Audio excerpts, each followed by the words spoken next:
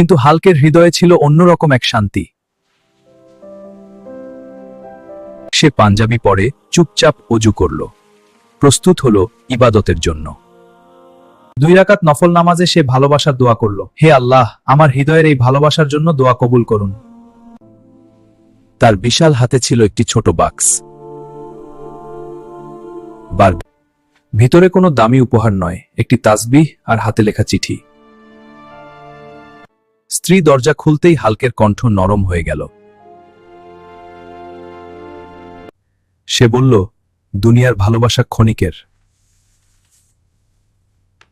চলো আমরা এমন ভালোবাসি যা আল্লাহকে খুশি করে।